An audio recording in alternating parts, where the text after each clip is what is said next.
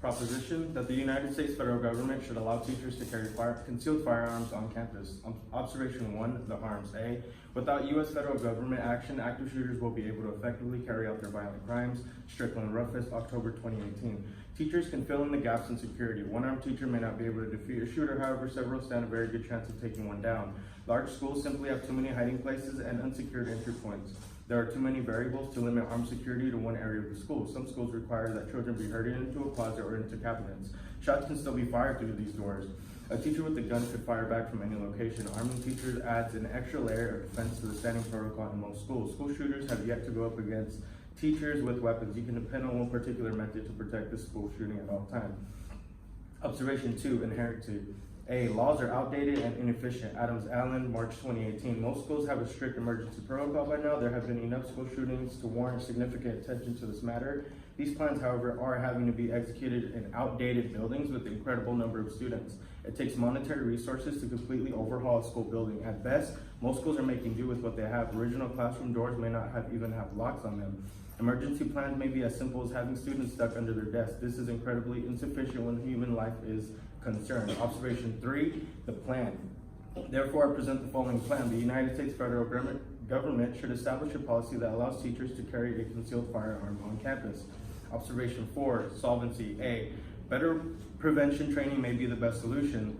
New York Times, 2018. In addition to arming teachers, some experts may recommend increasing police presence, hiring more security guards, and installing metal detectors, door buzzers, security cameras, and barricades in schools. Others have suggested more proactive efforts like investing in mental health counseling and peer mediation, practicing active shooter drills, and manning doors and hallways with teachers and security guards whom students know and trust. Teachers and administrators say more thorough training with the run, hide, and fight strategies gives them the tools to better protect themselves and their students. It's actually the same kind of training used in various campuses already.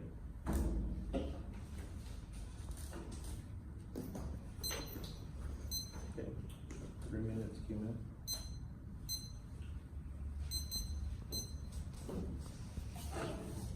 So what kind of vetting process would go into arming teachers? Because there's instances where the teacher is the problem.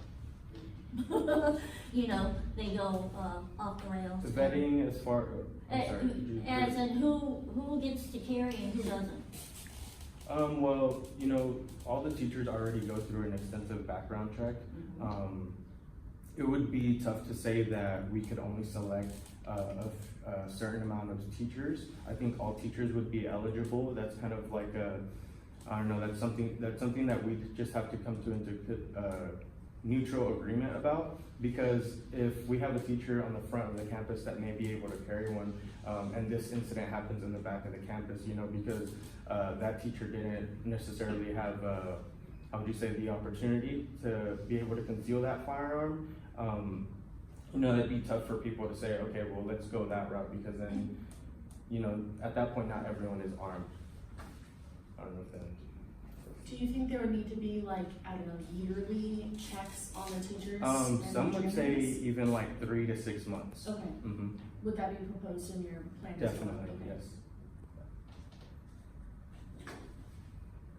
What about instances where the firearm is not properly kept within wherever it needs to be kept and a student has access to it? Right, so that is one of their biggest arguments, the accessibility of these firearms. And the counter argument to that is that these firearms would be concealed. So they also wouldn't be, how would you say, they wouldn't be visible to the students. Some of these students wouldn't even know if the teacher had the concealed firearm on them. So in a sense, these students would have to go to the teacher and physically take it to them, you know, which is something that they're willing to, how would you say, come to an agreement to, because they're like, you know, these students would literally have to go up to them and untuck their shirt and take the gun out of the holster. So it'd be pretty hard for them to do that. They wouldn't be kept in like a drawer, or some have said like how fire extinguishers are kept. That could be unsafe because the students could go and break it, or whoever can. Yes. Have you required that teachers might boycott this because then they have to go through all the processes of training for the license. And that's the thing, not everyone, it wouldn't be mandated for everyone. Everyone would, staff would have the opportunity to do so, and if they chose not to, then they just wouldn't.